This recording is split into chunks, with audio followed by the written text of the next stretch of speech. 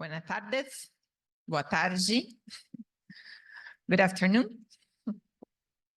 We are going to start our afternoon session. I am Lucimara Martins. I am from Brazil, and I'm chairing this session, which will start with a virtual presentation from Aina Palau from UNAM. Hi, Aina. She's going to talk to us about the early stages of stellar cluster formation. Aina, I'll let you know when there is 5 minutes to the 20 minutes, okay? Okay.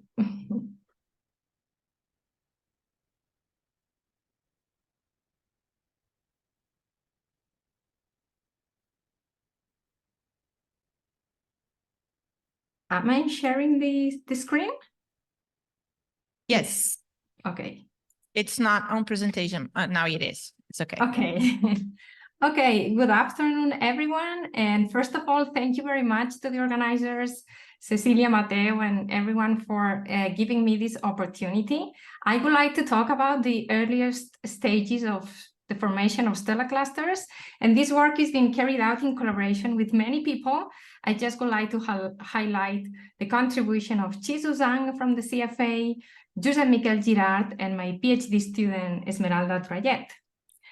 I would like to split this talk in 3 parts. First, a brief introduction, then talking you about what we have done on scales of 0.2 parsec inside molecular clouds, and finally, a little bit of what we are doing related to complex chemistry in the compact sources of these clusters.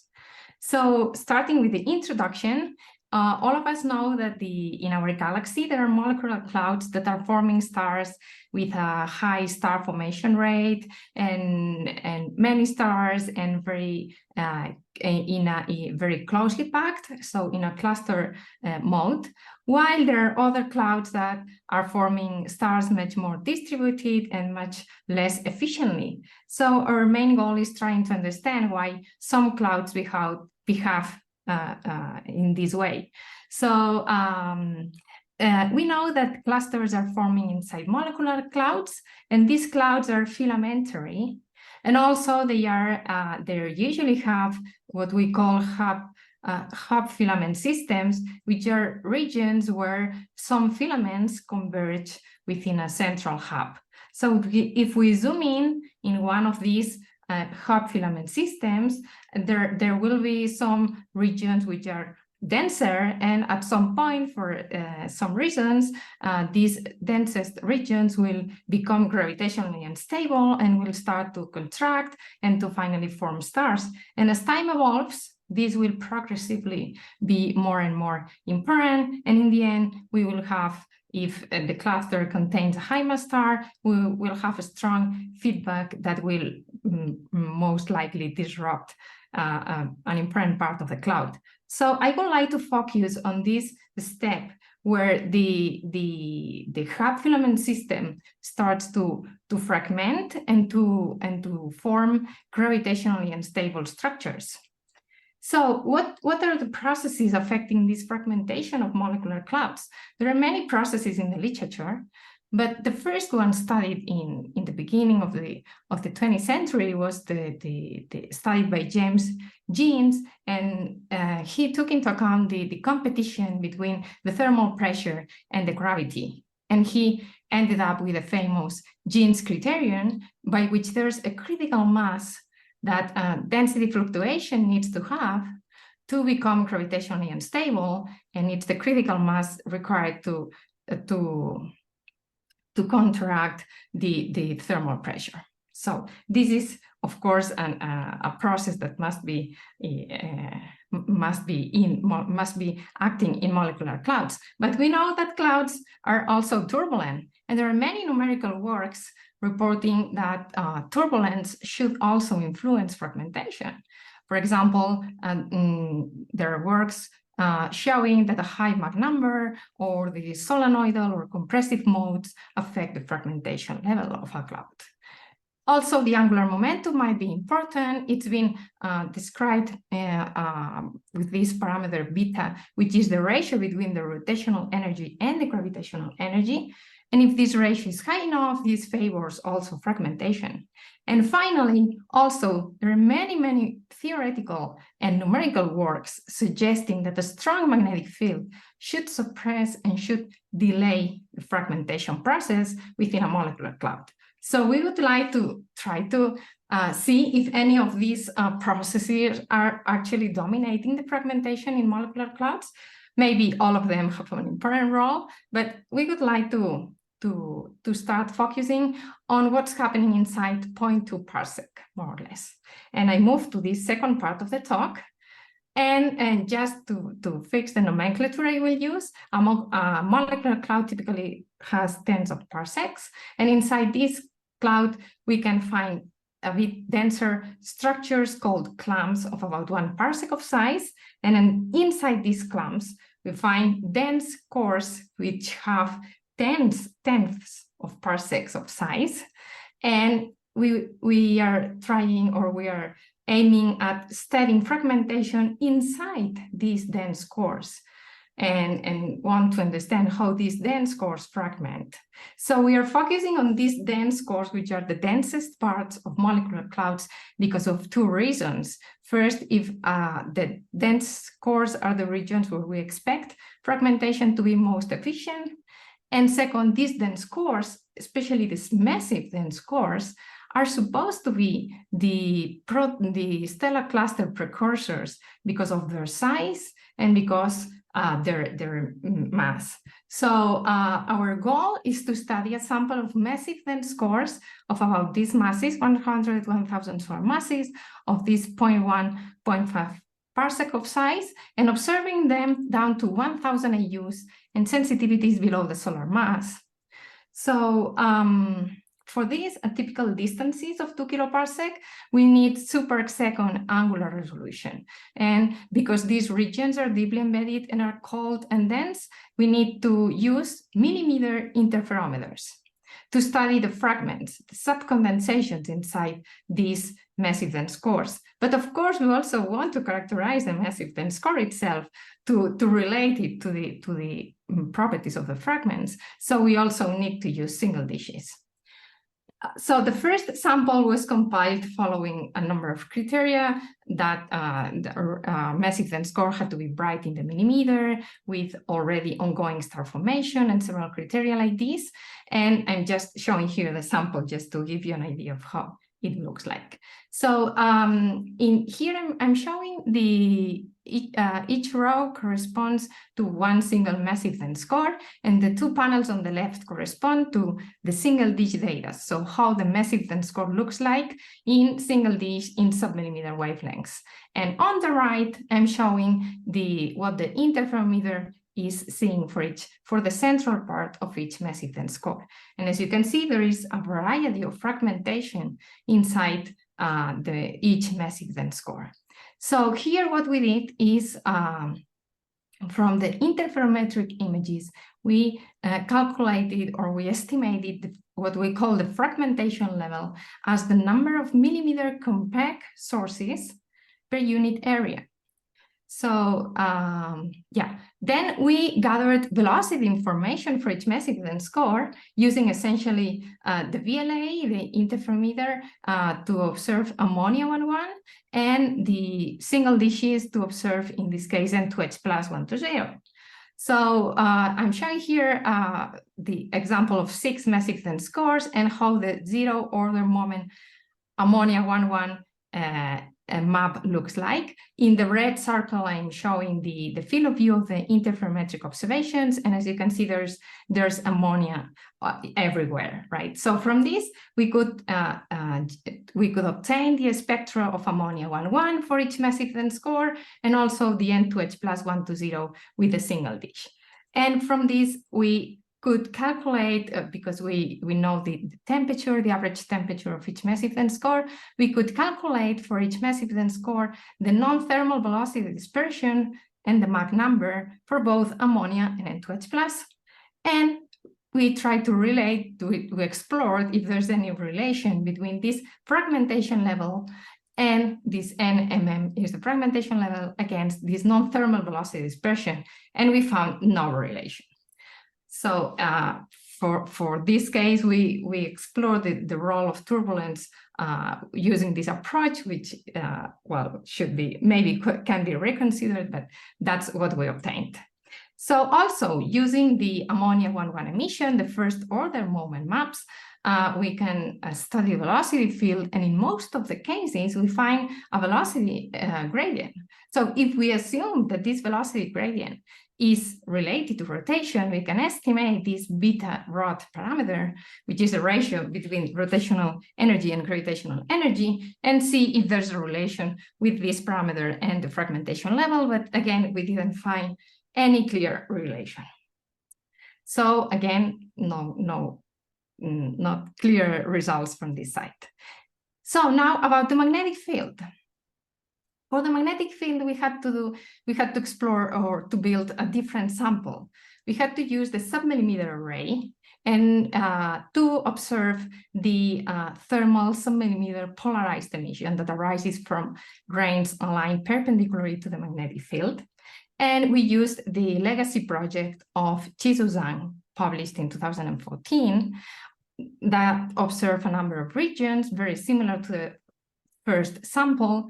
And also observe what is important here is that we observed each region with all the configurations of the SMA. So this means that we are sensitive to very different spatial scales with the SMA. So this is, again, the sample. And that's how each the fragmentation, how we assess the fragmentation level in each massive event score for this new sample. I'm showing here the submillimeter continuum emission with the most extended configurations of the SMA. So we are getting rid of all the large scale emission, and we are really isolating the compact sources of each massive event score. And again, we calculated this fragmentation level as the number of compact millimeter sources per unit area. These are the other 9 sources. And using now the compact and subcompact configurations of the SMA, we studied the polarization emission.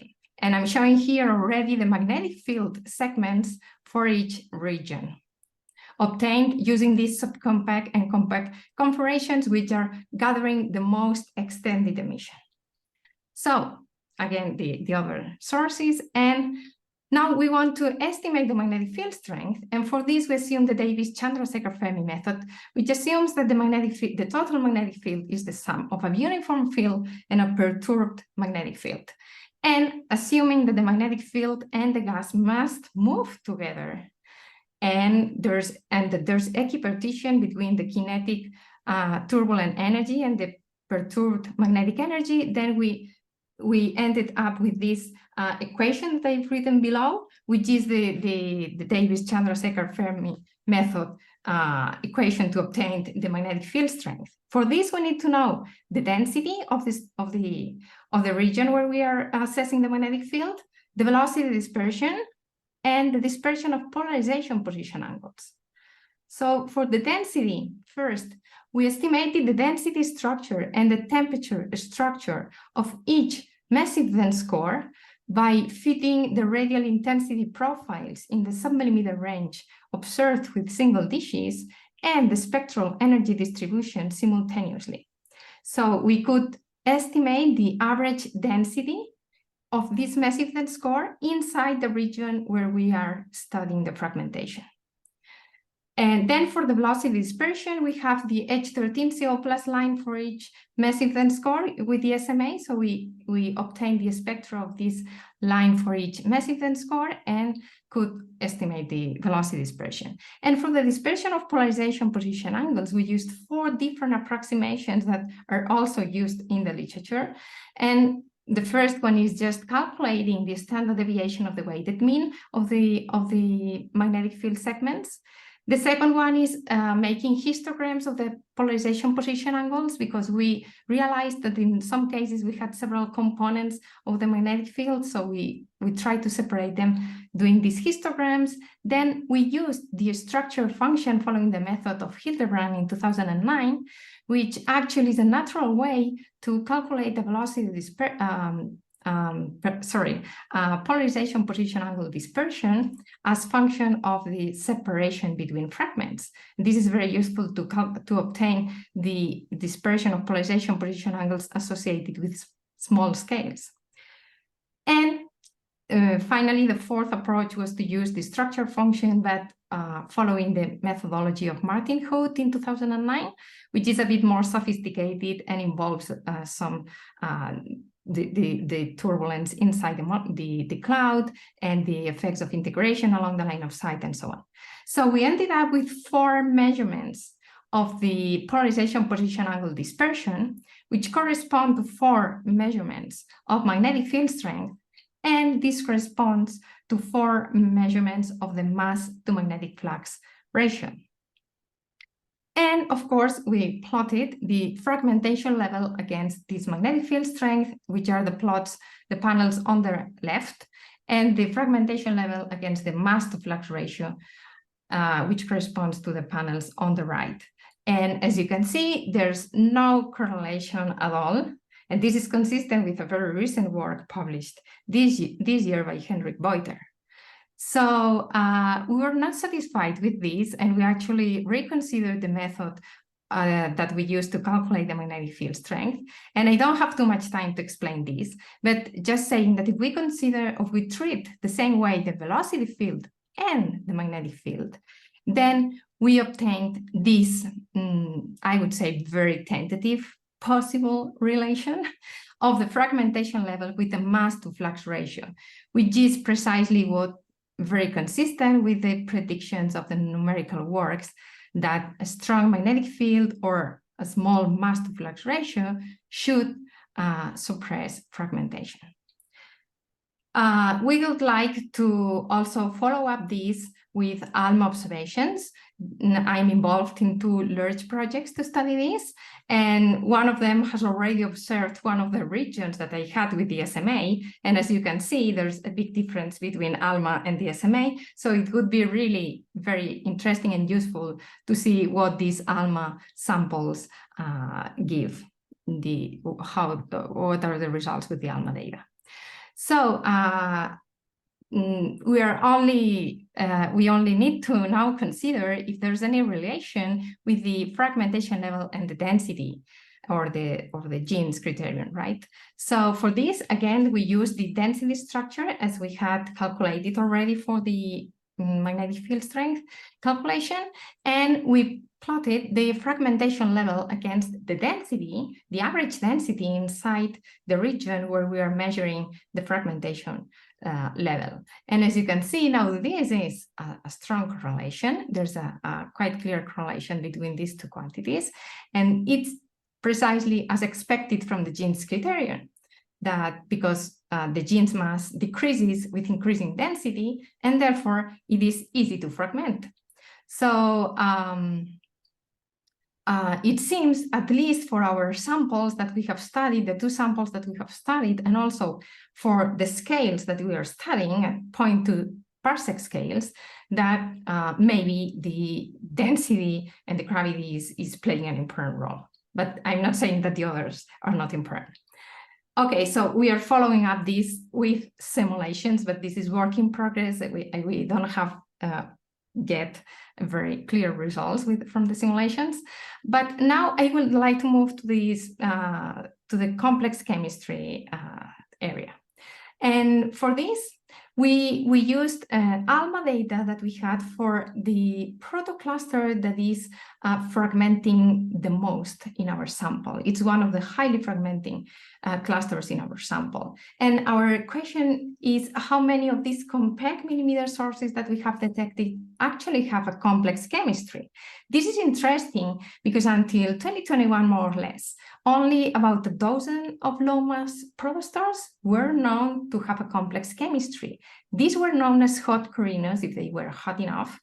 And this might be directly related to prebiotic chemistry and to the origin of life. So it's very interesting to try to understand if why are there so few Lomas protostars showing a complex chemistry. And there could be physical reasons for this or also instrumental effects. So we would like to explore this a little bit. And since 2021, already 3 papers came reporting very interesting results of blind surveys or blind searches for complex molecules in samples of Lomas protostars, and they reported in Orion and in Perseus different detection rates. But these studies were done all at 1 millimeter, using 1 millimeter observations. So here, my PhD student is focused on using this ALMA data of this highly fragmenting cluster, which is Orion South, just to the southwest of the trapezium. And with a sub-millimeter array previous to ALMA, the protocluster looks like this. And with ALMA, it looks like this. So ALMA allowed us to detect much more fragments, complex sources, and also to resolve them. So this is an ideal region to study whether how many of these compact millimeter sources actually have complex chemistry. And we already identified 21 continuum sources and studied how many of them are actually protostellar by looking at centimeter emission, outflows, infrared emission, and X-rays. And we found that 15 out of the 21 continuum sources are protostellar. So how many of these 15 protostellar sources have complex chemistry? So we did the zero order moment of the methyl formate molecule, complex organic molecule, that is shown here in color scale. And in white contours, I'm showing the continuum. So as you can see, there are a number of millimeter sources that have methyl formate associated. We knew Aina? 2 of them. Yes. 5 minutes. Okay, 5 minutes, okay. We knew that 2 of them already were hot corinos from previous works, and with ALMA, of course, we recovered them as hot corinos. But not only these 2, also these other that I'm showing here. So we detected a total of 6 confirmed hot corinos with ALMA at 1 millimeter, which is a factor of 3 more than the previous detections with the SMA. But there were like 4 additional cases where the emission of complex organic molecules is clearly offset from the continuum. And this could be explained if the continuum is absorbing the emission from the complex organic molecules. So if this is the case, it would be interesting to move to the 3 millimeter band, because at this band, the emission dust opacity is smaller. It's more optically thin. So we used 3 millimeter ALMA data of the same region. This is the continuum. And we focused on this, on the 3 cases where we saw the offset very clearly. And I'm showing here in each zoom panel, in blue contours, the CH3CN emission at 1 millimeter. And black contours correspond to the continuum at 3 millimeters. So as you can see, there's a clear offset between the continuum and the CH3CN emission at 1 millimeter. So in color scale, I'm showing the CH3CN emission at 3 millimeters. So as you can see, in band 3 at 3 millimeters, we are the position of the complex organic molecules matches perfectly the position of the continuum, and this confirms that it was a problem. The offset at 1 millimeter was a problem of opacity effects of the dust. This is consistent with previous works by Marta de Simon in 2020, and if we take into account all these things, we detected 21 continuum sources in this region, 15 are protostellar, and 10 are hot corinos. This means that we are having a detection rate of 67% in this case. So this is the highest, as far as I know, the highest detection rate of hot corinos And for this, I would like to stress that the 3 millimeter band was essential. So maybe these previous works that reported a variety of detection rates, maybe it would be very interesting to reassess them at the 3 millimeter band.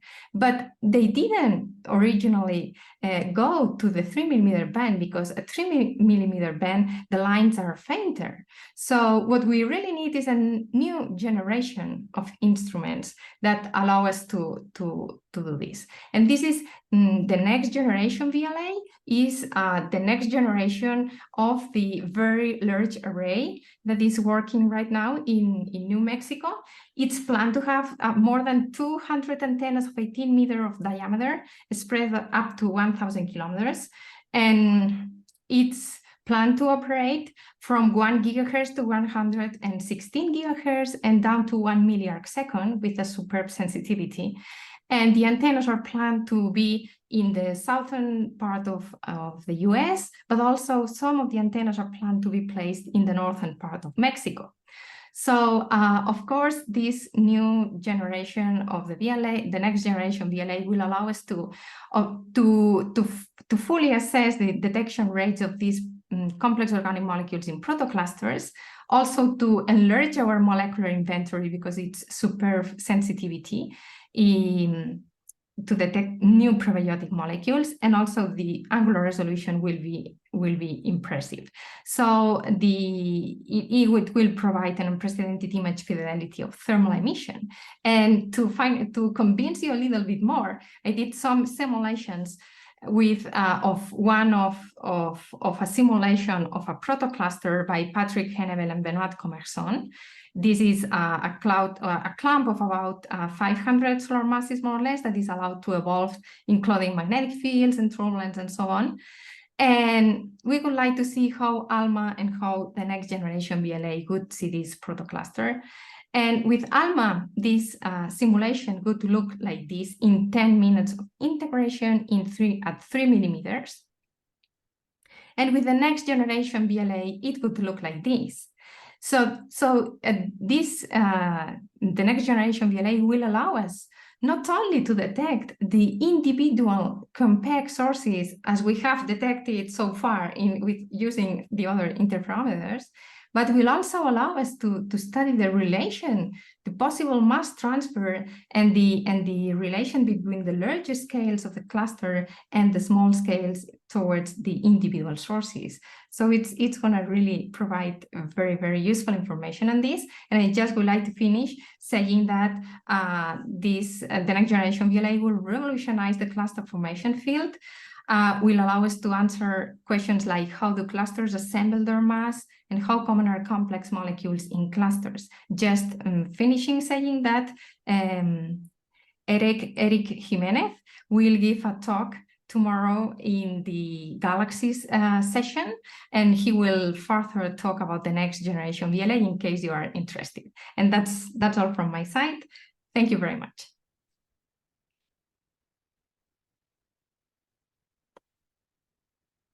Thank you, Aina. Questions, please raise your hand.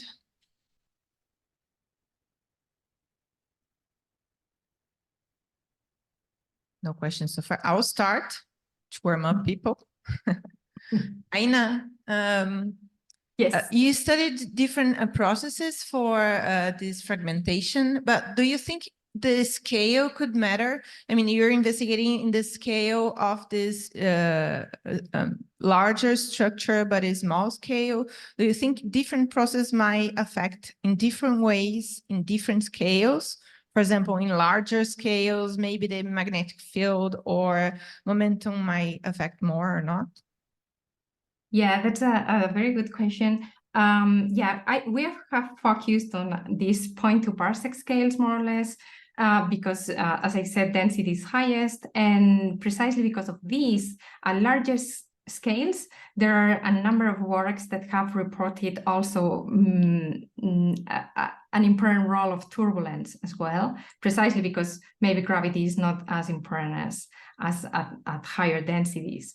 And also of the magnetic field could also happen. But I'm not aware of very systematic studies using big samples and comparing everything in high detail. So there are works more focused on individual regions, and the more recent samples that have used an ALMA to study fragmentation are also focusing on about these 0.2 parsec scales. And so it's I would say it's work in progress, and at larger scales, the picture is more complex for sure. And at much smaller scales, we start to find the process that might be forming multiple systems. So here we could also have both the fragmentation of the core, but also fragmentation of the disk of each source. And these two different fragmentation types could actually happen simultaneously. And there are also works trying to disentangle each process. It's hard. Question there? Hi, Aina, Carlos Roman, UNAM. Hi, Carlos. I wonder, do you have a radial velocity measurements for each one of these peaks? Have you studied the internal dispersion of the kinematics? Is there something that you have found, like looking at that? Yeah, that's also a very good question. We didn't have the resolution to and probably the sensitivity to clearly have measurements of gas, or to detect molecular gas, for example, of H13CO+ at scales of the compact fragments. So we do not clearly detect gas associated with all of the fragments, and for this reason we cannot calculate this kind of dispersion between fragments. But that would be extremely useful. More questions?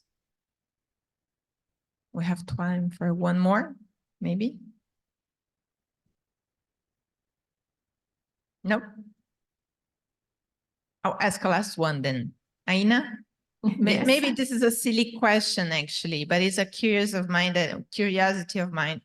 At this scale, I don't know if it matters, but do you think metallicity could be another factor for this cloud? Not the complex chemistry, but metallicity in itself to influence the fragmentation? Yeah, definitely as well. But the thing is that, yeah, metallicity is related to the opacity, and this could directly influence the end of the regime where fragmentation takes place at the lowest masses, right? Because at some point, this fragmentation scheme of thermal genes fragmentation should stop, because the fragment is already, because the opacity is limiting you the fragmentation, right? So if metallicity is higher, this opacity limited fragmentation would happen before, so for higher masses, and this could also happening, but right now we are not reaching such low masses yet. But if we were sensitive enough, probably with the next generation VLA, we would be able to study this as well. Okay, thank you so much. Let's thank Aina again.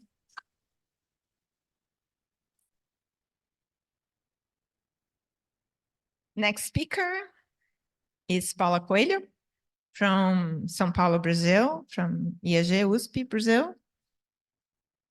And she's going to talk to us about to use or not to use model spectra to study the integrated populations.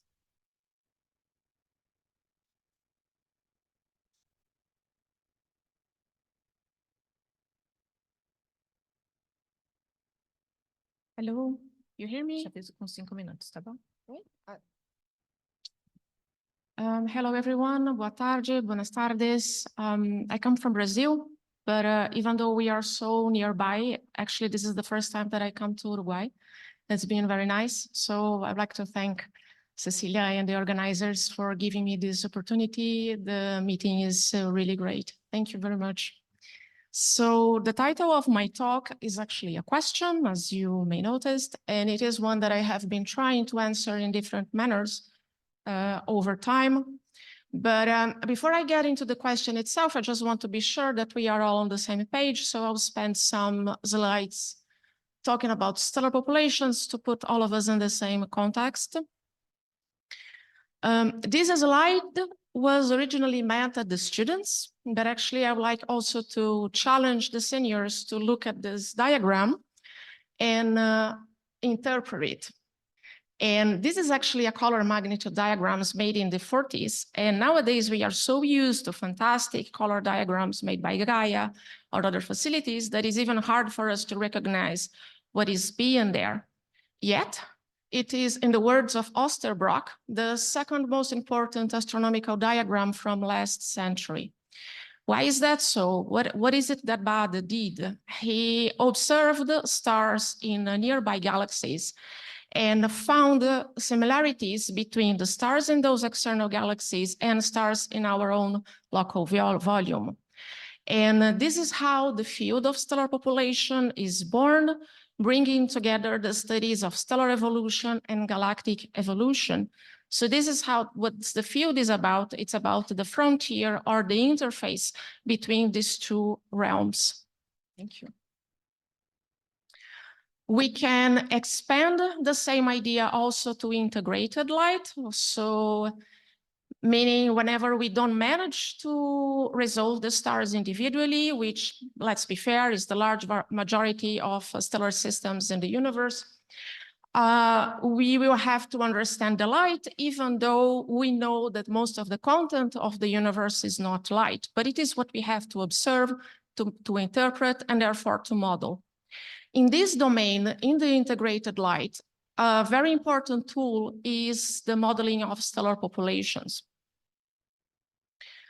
And another slide for the students, the first time that the community made the stellar population models the way that we think about them today was Beatrice Tinsley in the 70s. And this is an example of model SEDs, model galaxies that she built at the time. And she also brought another interesting study here, which is the evolution of the gas together with the stars. So bringing chemical evolution into this recipe. Very fast forward, we arrive today. This diagram represents possibly the simplest way of building a stellar population. Let's be fair, it's not the only one, but I would say that is the most common one. To build it, you have to choose three main ingredients, which are the initial mass function that usually is adopted. We have to encapsulate all our knowledge of stellar evolution, which usually is done in terms of isochrons. And we need to add what I like to call a layer of observable light. So without this layer, we cannot really observe what is happening to the evolution of the stars and the IMF. And this layer is the library of stellar spectra. Unfortunately, I have to say that in our, I see many colleagues that unfortunately they use stellar population models as black boxes, and this tends to be a bad idea. So I'll try to raise awareness, at least in the younger generation, that we have to be aware of what are the ingredients that a stellar population model is hiding. And this will impact how we interpret the light of our observations later on.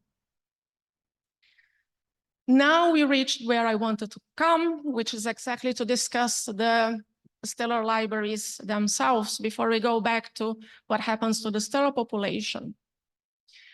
What is a spectral stellar library? First of all, it's a homogeneous compilation of stellar spectra, and by homogeneous, I mean same instrument, same coverage in wavelength, same resolution. Each one of these spectra is tagged, and usually what we do today is we characterize them in terms of temperatures, gravities, and abundances is the most common way of tagging this spectra. There are over 100 of libraries available in literature, so I feel your pain when you have to choose one. And then how the hell I choose one among these? Okay, I understand that. And of course, I want to highlight that my bias is, of course, to the studies of stellar populations, but it's not fair to say that the library is only used in my field. It's not. So I can give 3 examples. It's used in the automatic determination of stellar parameters, which is very important in the area of surveys and big data.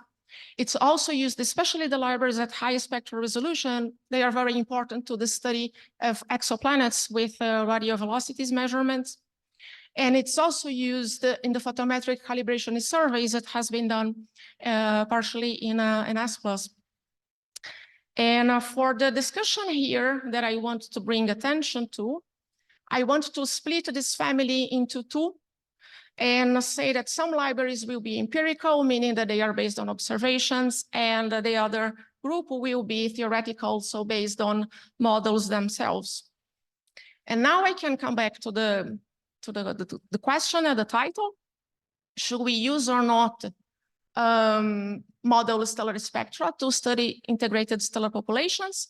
I will save your time and say, yes, we have to use. Always, well, never. There is never a simple question to in science, right? So no, not always. So actually the question here is not if we have to use, but actually when we have to use. Let's see if I bring you along my train of thought. This slide is a long story short understanding of this fight between empirical and model libraries. The community fights over this, sometimes friendly, sometimes not friendly ways.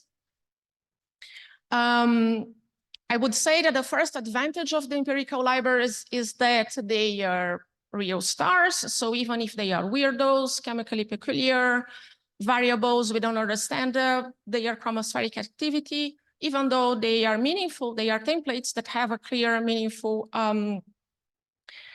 physical behavior. The drawback is actually that the coverage in the parameter space is very limited. And as our volume of universe that we observe grows, this becomes worse and worse. Case I will illustrate this better. On the other side, in the theoretical libraries, we do not have a problem with the coverage. We have very well-defined atmospheric parameters. We have high resolution. But of course, they are modeled themselves. So they also have their own ingredients. And so they will be affected by the quality of these ingredients. So I want to illustrate what I mean, the main drawback of each case. What I'm showing here is the coverage of an empirical library in black points. And then the gray area is the coverage of a model library. And the gray area was not chosen at random. It was chosen to cover the locus of isochrones for a fair range of ages. And the difference between this diagram and this one is only metallicity. So we see that at solar metallicity, the empirical library will cover well, although obviously there are holes. But as we go towards low metallicity systems, let's be honest, it's a disaster, right? And then we have to model a lot of ages just with this coverage. On the other hand, this is a kind of a busy slide. I hope I managed to give you an overview. What I'm showing here is the problems that we know exist in the model libraries. So in the panel on the left, I'm showing in black models and in orange several stars inside beams of stellar parameters. And from this perspective, the reproduction of models, the comparison between models and observations look pretty good. When we look into the details, not so much when we really increase the resolution of these comparisons. And here I'm showing the average difference between model and observations.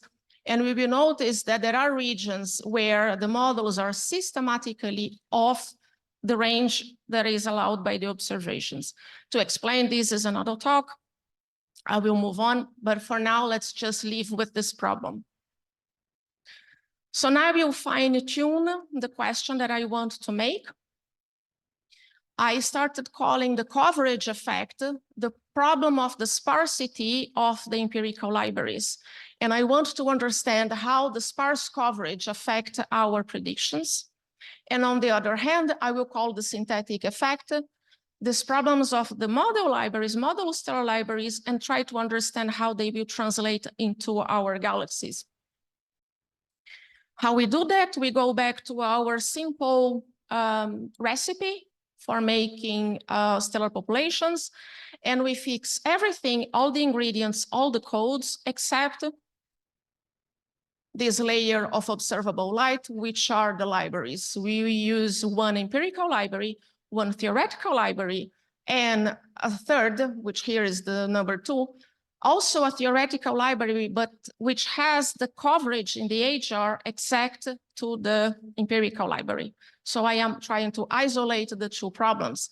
In the sense, when I want to measure the synthetic effect, I will compare the models computed with an empirical and with a synthetic library, but at fixed coverage of the HR. And in a similar manner, when I want to understand the coverage effect, I will compare models computed with a sparse versus an optimal coverage model libraries. Let me get to the results that we have so far. First of all, I will start just making model-model comparisons to try to see these effects by themselves. What I'm showing here, I am comparing models to models and computing the variations of colors when I do these matches for the several ages and metallicities that we have. And I have here the distribution of colors for several SDSS colors, and then the distributions here of variations of colors, and then the static color, blue, red, etc., are indicating the metallicities. What we see here is the synthetic effect is causing some variation in the color, but it's actually much smaller than the coverage effect.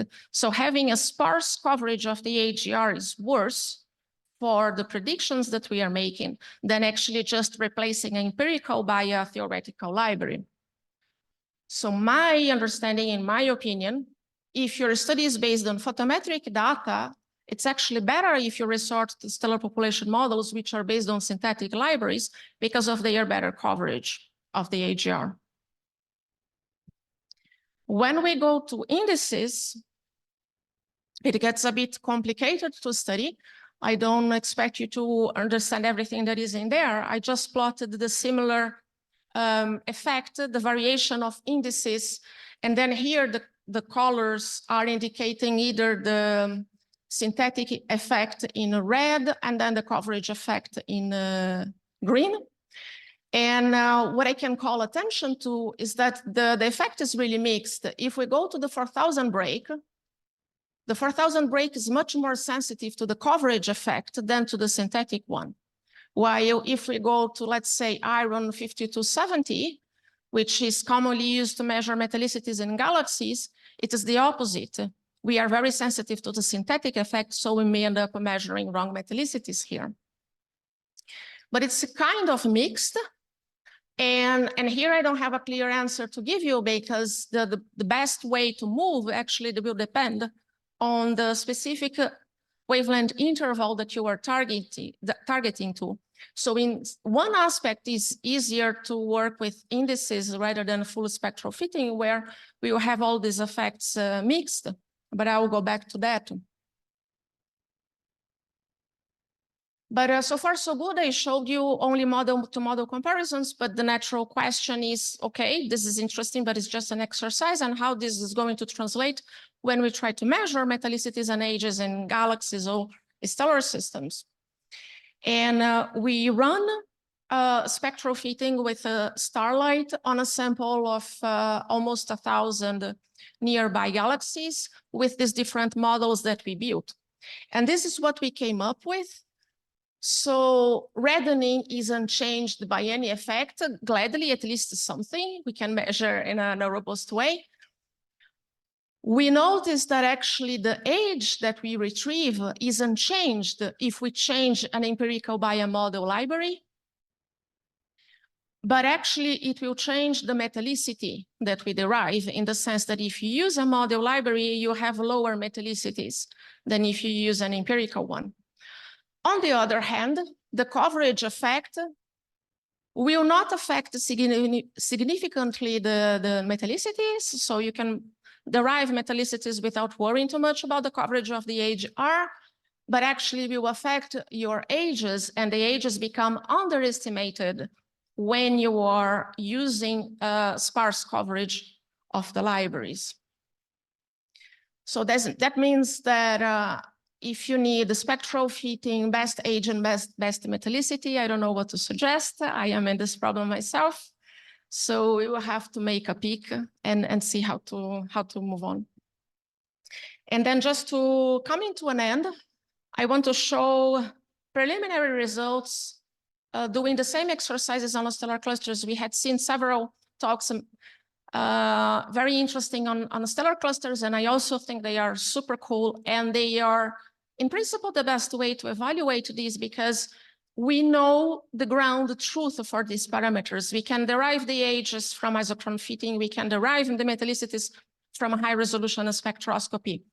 So in principle, it is easier to make these studies here. The problem is, and when I show this plot to people who only study galaxies, sometimes they get really scared. The problem is we are not very good at deriving ages from spectral fitting to low metallicity clusters.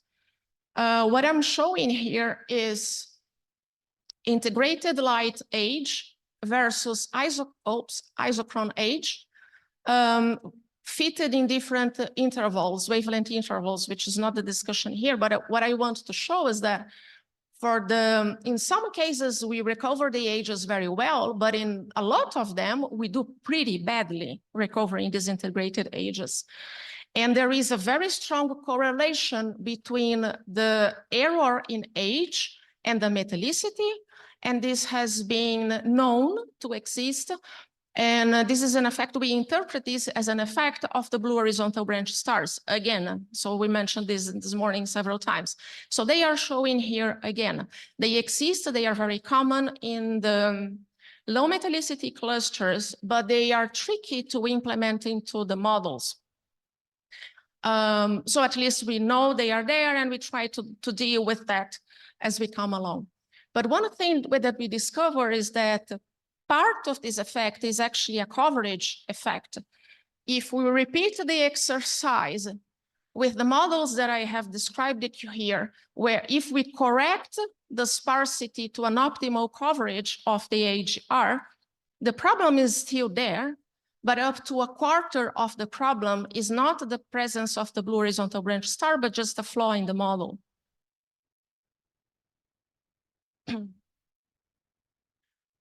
And when we look at the metallicities and also this sample of stellar clusters, and then I replace the empirical by a model library, we get actually that the metallicities there are very similar with a constant shift. In the same sense that I have shown in the galaxies, that when we use a model library, the metallicities tend to be a bit lower. But actually here in the sample of clusters, maybe because it is this sample in particular where we have a lot of low metallicity systems, here it actually helped us. And we get a better average determination of metallicity than when we use an empirical library. Before you guys ask me, I know you can notice that the one-to-one line is in black, and then the linear fit of the determination is tilted against the one-to-one line, and I have no idea why is that. So if someone has an idea, please let me know. So just to come to a conclusion, scientists smarter than I already said that all models are wrong, but some of them are useful. So I think that we have to learn from this and understand that we have to be very smart at choosing the models which are useful to us. And if we don't understand the ingredients of the models, it's very difficult to make the choice. So our conclusion so far is that the coverage effect is responsible for the larger deviations in predicted colors, results in an underestimation of the galaxy ages, and partially mimics the presence of blue horizontal branch stars in stellar clusters. The synthetic effect is mostly affecting the measurement of iron. In terms of galaxies, we know that this will mean an average of 0.10, 0.15 dex lower. If this is bad or not, it is unclear. When I compare to stellar clusters, it actually seems a good thing. And thank you very much. This is what I wanted to share. Thank you, Paula. Questions? Thomas.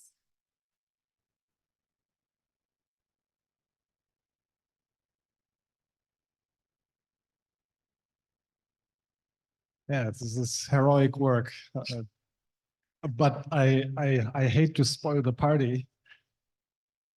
The problem is actually orders of magnitudes worse, right? Because you are talking only about one ingredient here, which is the stellar libraries, right? The SED foundation.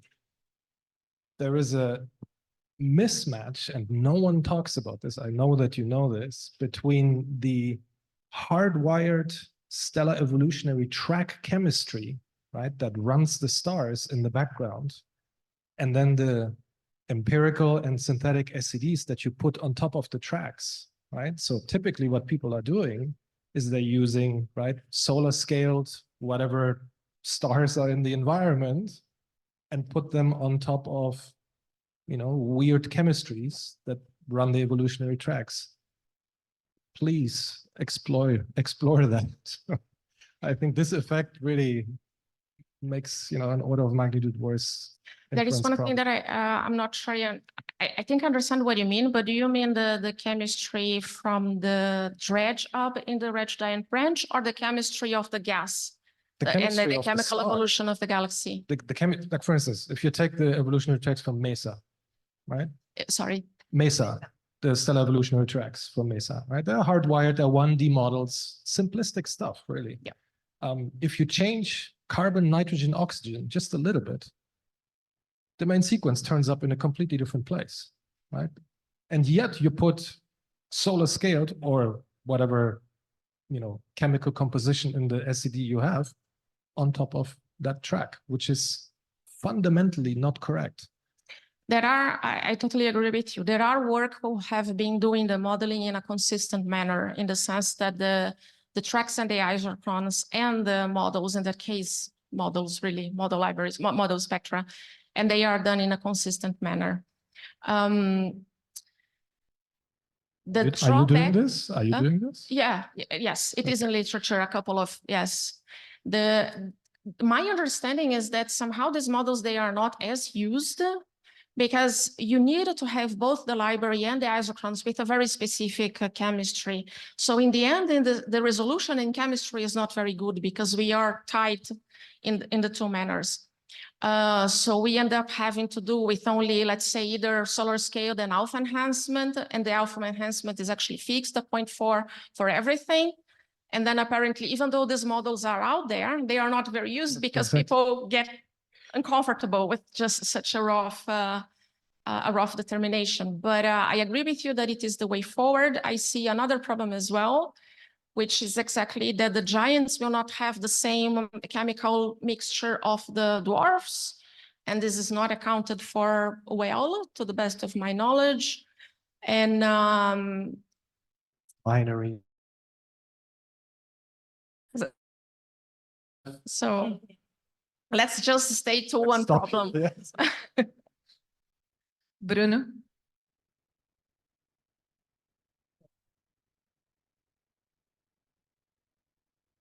Thank you, very nice talk. I think that the message was delivered. Right? I have a question about the future, about large surveys of data now. From the stellar perspective, there was this change of paradigm when you had this bunch of millions of spectra, stellar spectra, that you change from analyzing star by star and going to all the line list and so on. And then you go for a data-driven process where it's kind of an interpolator, right? So you have some anchors and then you interpolate everything. But for the SSP, you show that there are too many ingredients.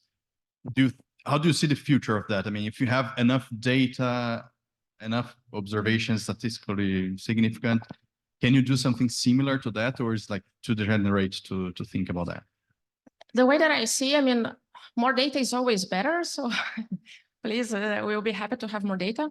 At least in this aspect, what I am specifically in this matter that we have to choose either to use empirical or theoretical libraries, my understanding is that they have to grow together anyway because they complement each other. And there is no way of doing the models without having to anchor them in observations that we understand very well. Yet I still see the future of this field with the model spectra, because even if we increase the local volume, the stars that we can resolve and obtain a good spectroscopy, we will have also a larger volume of systems that we do not understand.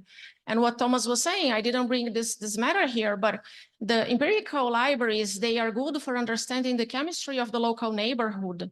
And the farther we go, actually, the more we deviate from the chemistry of our local system. And this will continue to be true. So I think that to some extent, it is a kind of a dog running behind its tail. So we will have more stars which are chemically different in observations, but this will also mean that we'll have more weirdos at high redshift that we will have to resort to models. But I guess that's it. But there is still a lot of work to be done in the modeling of the stellar spectra and comparing with the observations in any case.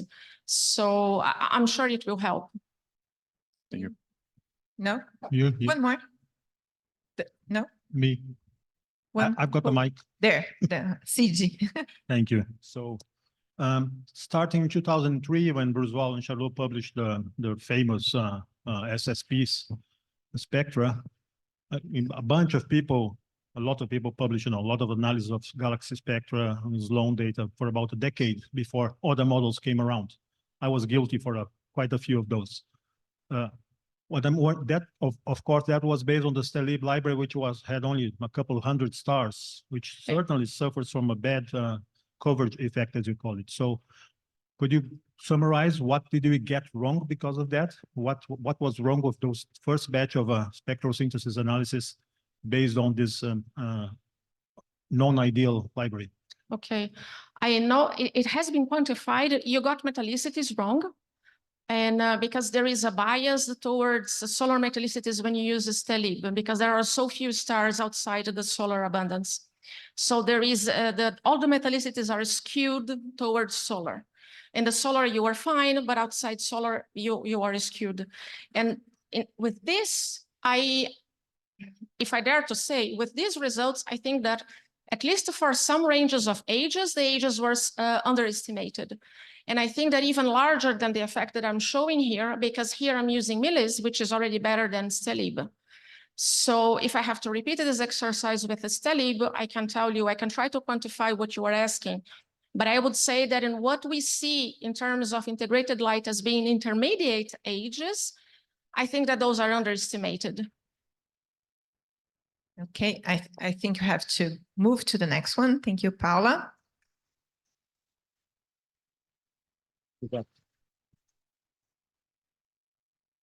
Our next speaker is Gisela Ortiz-Leon, from Instituto Nacional de Astrofísica, Óptica y Electrónica in Mexico.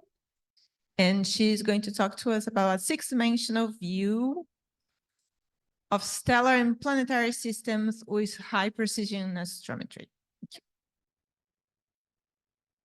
Buenas tardes.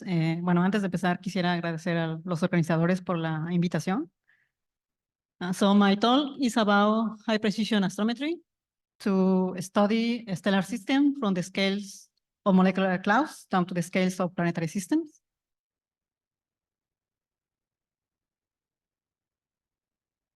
Oops, yeah. So I have divided the talk into two parts in order to distinguish between these very different scales. So in the first part, I will talk about the six-dimensional structure of molecular clouds. And then I will move to the smallest scales to talk about the characterization of exoplanetary system as part of an astrometric project in which I am collaborating. Finally, I will comment some prospects for the future.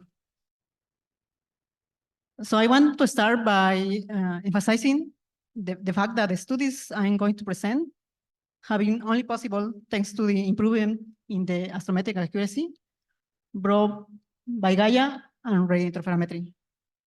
We will see in a few minutes that both of these techniques can achieve accuracies of tens to microseconds. So because of that, now it's only possible, for instance, to study the three-dimensional positions of stars in the solar neighborhood. We can also get very accurate stellar parameters. And also we can fully characterize orbits. This is something that it was not possible to do before Gaia and radio interferometry. And this is relevant for instance, for star and planet formation. So as you may know, Gaia is the most powerful all-sky high-accuracy astrometric mission that has ever existed. It is collecting the parallaxes and proper motions of more than 1 billion stars. So those are about 1% of the stars in the galaxy. And here you see the uncertainties in parallaxes and proper motions for the various data releases. So the current release is the DR3. So for DR3, the uncertainties corresponds to the green curves here. And as I said, the highest accuracies that we can achieve with Gaia are between 10, 20 microseconds. This is for a G magnitude below 15, but it deteriorates as we go to higher magnitudes. So in the field of star and planet formation, we need to complement the astrometry of Gaia with the astrometry provided by other facilities, in particular by radio interferometers. And this is because star formation happens in molecular clouds. It happens in dense regions known as dense cores that are very rich in dust. So if you want to get the astrometry of the most embedded objects, the objects that are associated with the earliest stages of star formation, and if you want to study in detail the processes of star formation, we need to see through the dust. And this is something that is difficult to do at optical wavelengths because of the extinction by dust. So to overcome the high dust extinction, we can do astrometry at radio wavelengths because radio wavelengths are not affected by dust extinction. And in order to get the same level of accuracy as Gaia, which, as I said, is of about 10 microseconds, we can use VLBI. So very long baseline interferometry. As you may know, VLBI consists of combining observations from radio telescopes that can be thousands of kilometers apart. And because of that, we can achieve very high angular resolution with these arrays and also very high precision astrometry. So the advantage of these arrays is that they can see through the dust, but the disadvantage is that because of the sensitivity limitations, we can only detect very bright sources. So sources that have non-thermal emission arising from maser lines from various species or arising from continuum stars. So young stars, M dwarfs, ultra-cool dwarfs, stars that have magnetic fields producing their radio emission. So here are the arrays that can be used to do astrometry in the radio. So most of the time, I use the very long baseline array, which is in the USA. A few times I have used the European VLBI network. Oh, sorry. But there are other two arrays, one in Japan, the Vera array, and also the LBI array in Australia, which can be used, for instance, to get the astrometry of sources that are only observable from this in the southern sky. So using the VLBA, we conducted a survey, our radio astrometric survey of young stellar objects. that we call the Goulds Belt Distances Survey. This was, the PI was Laurent Noiner in the audience. And we observed of the order of 270 targets. These are continuum stars, class 1 objects, T Tauri stars,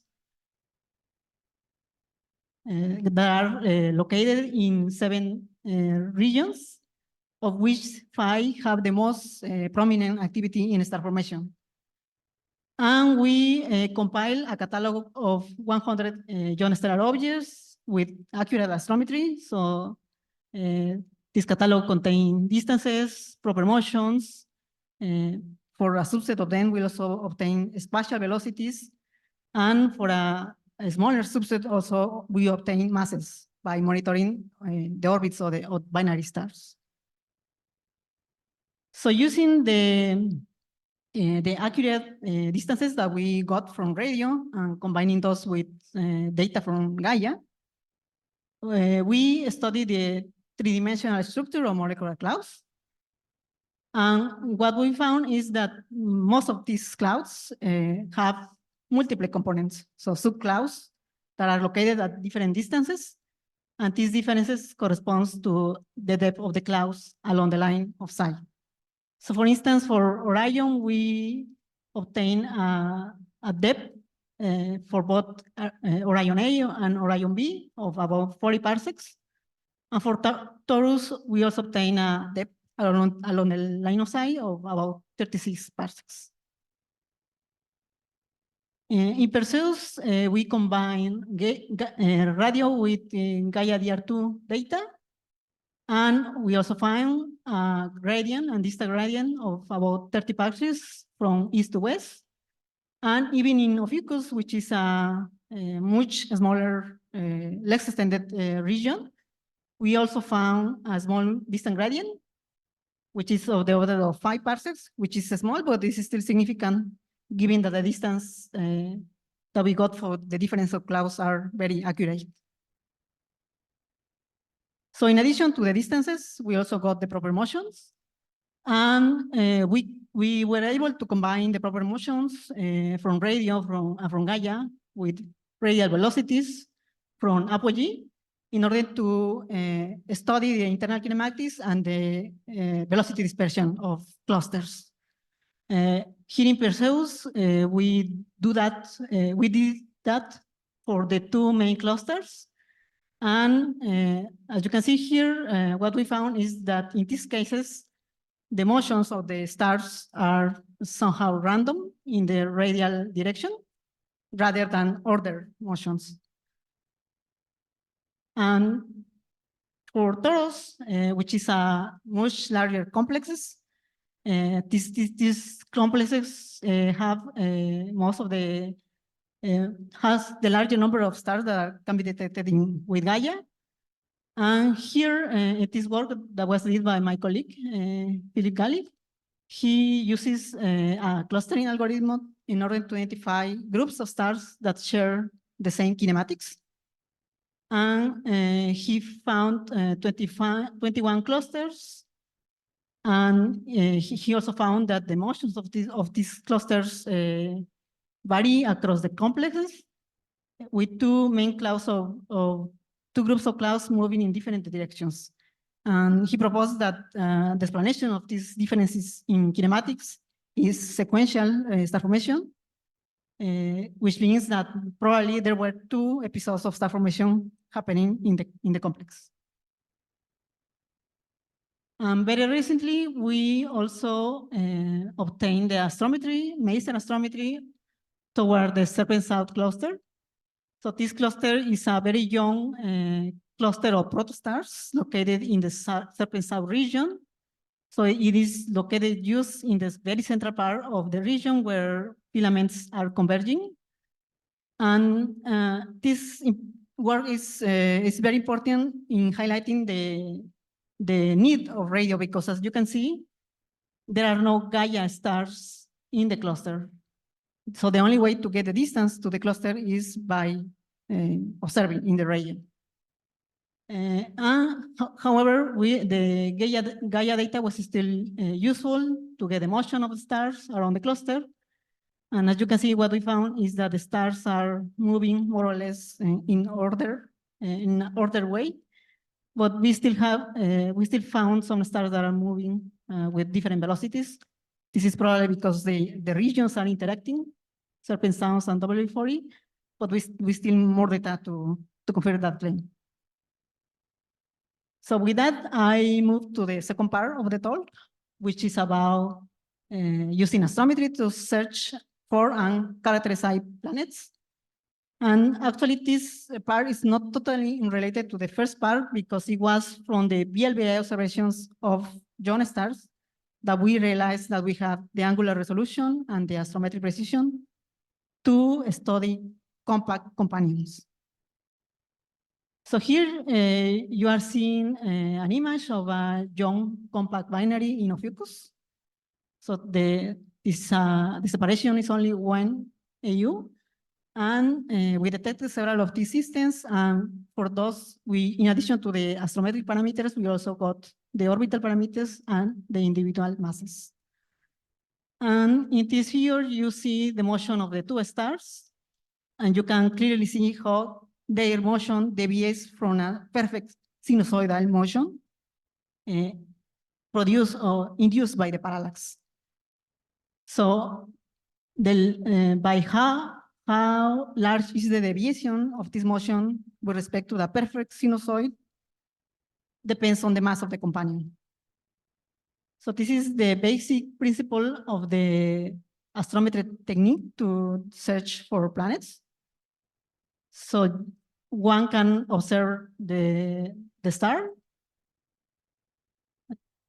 So one can observe the star, and because the star maybe has a companion, the star is moving around the barycenter of the system. And because of that, we see a motion that has a magnitude that is proportional to the mass of the companion and to the separation of the companion. That is called the astrometric signature. So we can tell the kind of companions that we detect with astrometry using this kind of diagrams.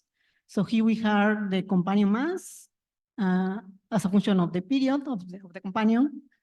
And here the lines corresponds to different values of the astrometric signature. So for instance, the green line, which is for an astrometric signature of 200 microseconds, we see that if we are able to detect this signal, if we observe the star over a time scale of a few years, then we should be able to detect giant planets around the star. And this is for a star that has a low mass, OA solar masses at 10 parsecs. And of course, this signal is very small, 200 microseconds. However, we have already the precision to detect the signal with VLBI or Gaia. But we are using VLBI because we know that this kind of star, this very low mass star, have magnetic fields, and then they produce radio emission. So having that in mind, we started a project in collaboration with Salvador Curiel from UNAM, where we start to observe several objects, several stars, in total 6 stars. So here are the radio maps that we obtained from our observation with VLBI. And as you can see, all of them are very low mass stars, nearby stars.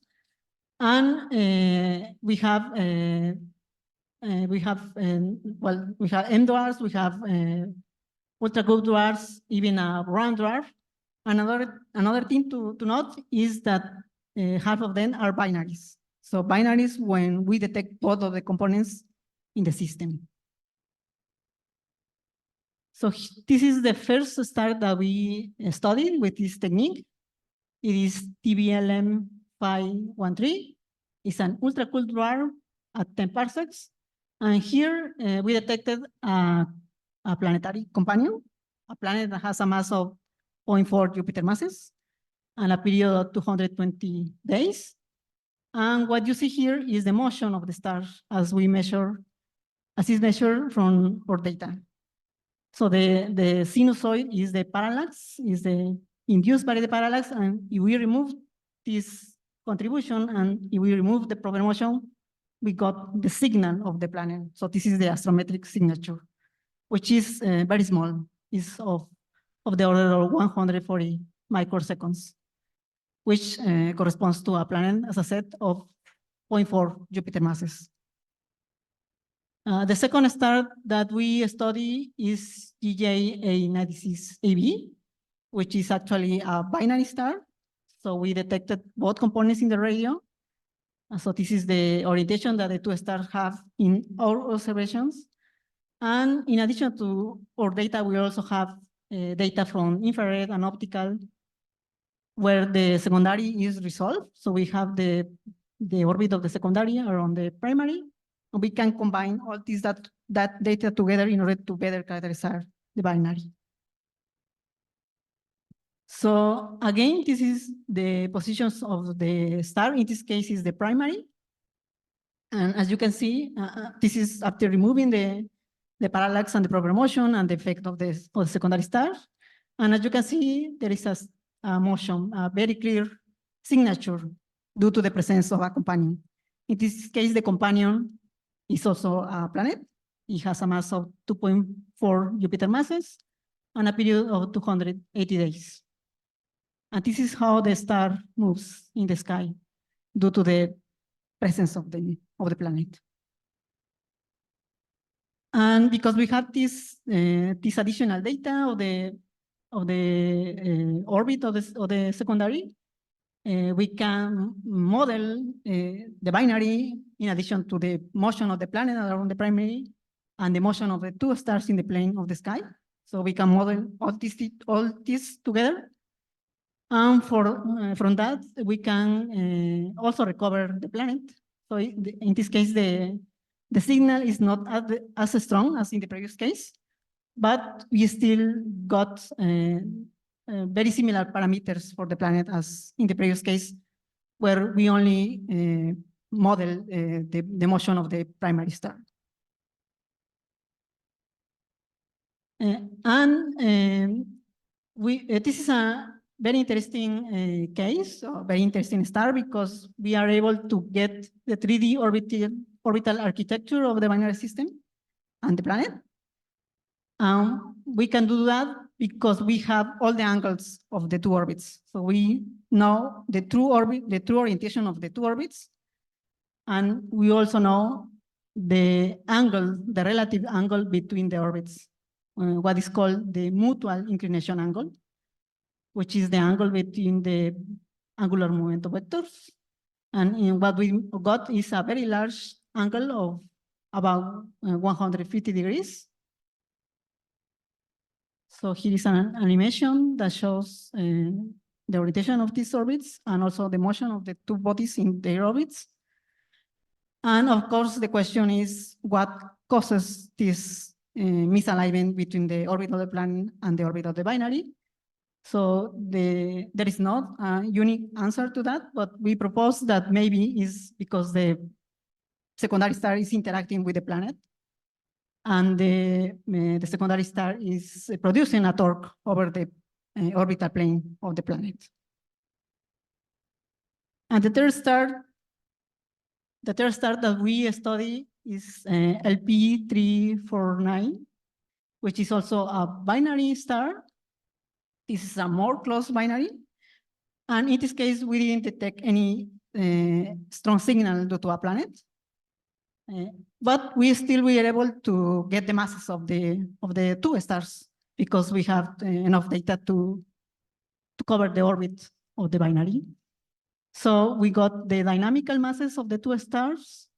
The mass of the secondary is actually below the hydrogen burning limit, so it's a brown dwarf.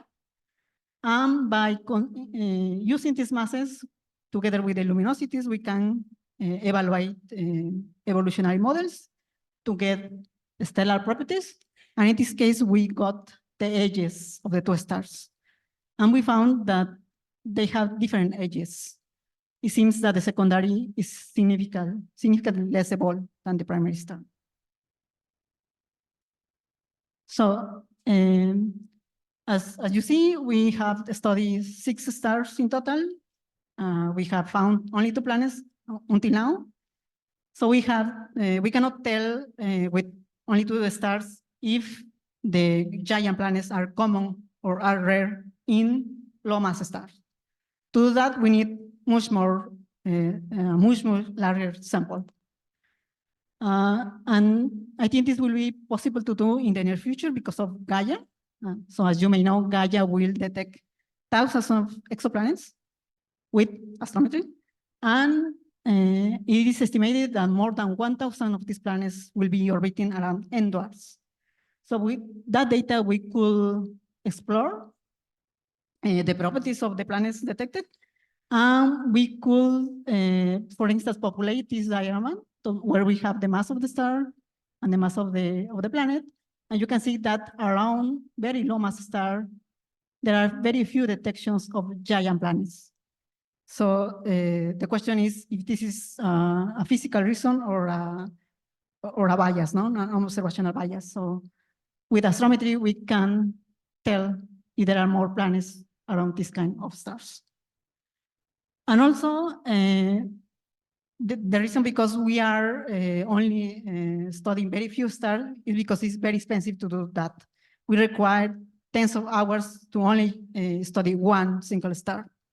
However, that will change also, not in the near future, but maybe in the next decade, thanks to the next generation very large array, which was introduced by Aina in her talk, which it will be a new array, it will be much more sensitive than the current VLBA.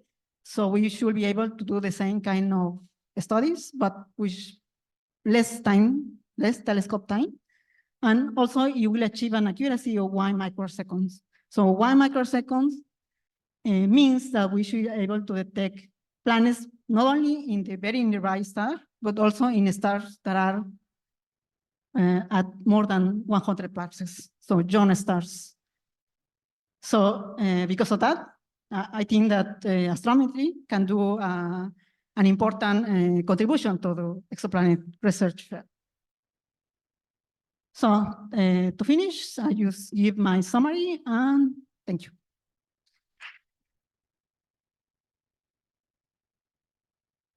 Thank you, Gisela. Questions for Gisela? There.